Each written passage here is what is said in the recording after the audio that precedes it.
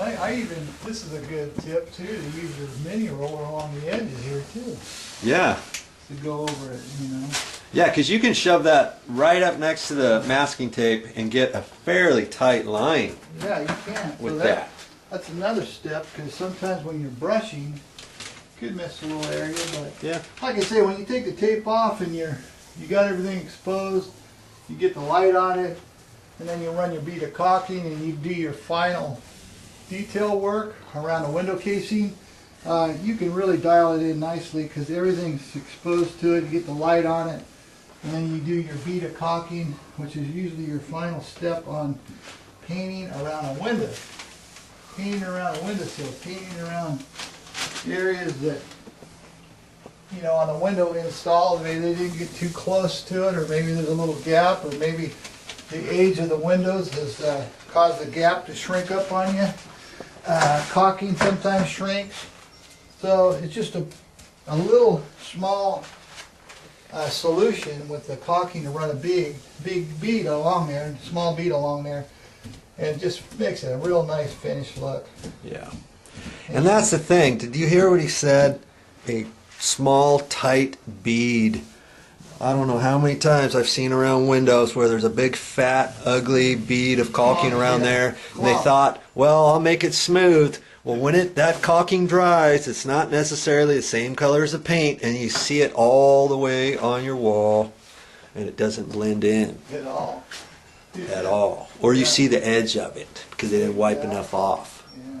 All right, small, tight beads around your windows, and you'll be good to go. Well, hey, that's not a bad income to spend some time showing somebody and helping. So it's actually a self-help video, That's right. isn't it? Yeah. I mean, it's just. Hey, that's what Joe's videos are mainly about, trying to help people save money Yeah, go for ahead. their how-to projects and repairs around the house. Don't you know that by now, Jim? That's right. That's how-to. How-to. How you gonna get to? How you gonna know to? Yeah. How you gonna how to do something when you have a video that's produced step by step, Yep. and that's a how-to, and eliminate. And you have to hire somebody to come in, and quite frankly, nowadays sometimes you can't trust people coming in. I'm not to say there's some dishonest people out there that take advantage of the elderly come in and work, but you know, it's hard sometimes. If you're gonna do it, just do it yourself. You can do it. Well, some people may not be able to afford all that Exactly. too. Times are tough nowadays, and maybe they just barely have enough money for the material. Exactly. And then that way, if you have the time, why not do it yourself? Yeah, because this little project could have been done during the weekends and after hours, after Exactly. work and stuff. You know? Yeah, you don't have to be in a big hurry. Yeah. But if you're in the kitchen area, you want to get your kitchen back together. Yeah. In a reasonable amount of time if you're living in it and using it, or maybe just go out to dinner that night. It's a little more tedious because, as you saw before, if you've been watching my series, we have to put stuff over the counters and down on the floor and different things and clean up after each day's work so that you can have your kitchen back to normal and then bring all your stuff back out. So, you know, in that case, you've got quite a bit more time cleaning up and setting up each day. Yeah. But you know what? If that's how you need to do your job, by Joe, then that's how you need to do it. That's exactly it.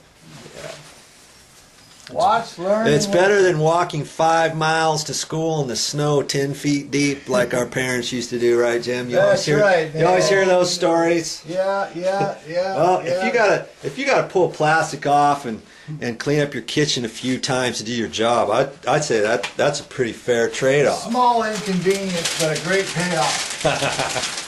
Small inconvenience, you know, like, you know, nowadays everybody wants to quick, hurry up. Well, sometimes when you hurry up, you'll miss a step and you won't get the job that you deserve because it's hurry up, instant. So, Yeah.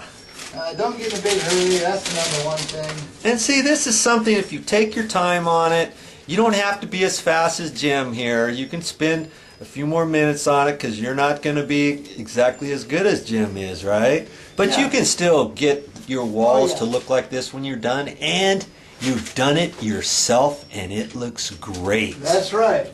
Make sure you do all the proper steps and have good lighting like we do here. You know, get yourself a utility right, and you know, you can get things done right too. I mean, there's no Yep. reason why you can't have a nice finished job. Yeah, see, here's Jim's lights. He's got a double construction light, halogen lights there, and I've got just the single one here going on.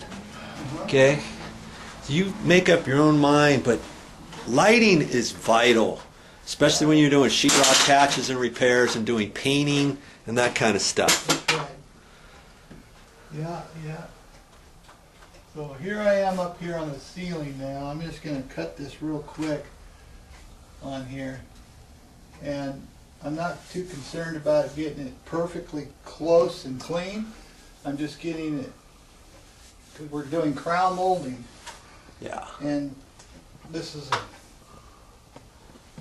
You're just doing this just because you want to do it. You don't necessarily have to cut this in right now, do we? no, not really, but I like to get it all sealed with the eggshell finish and the Yeah.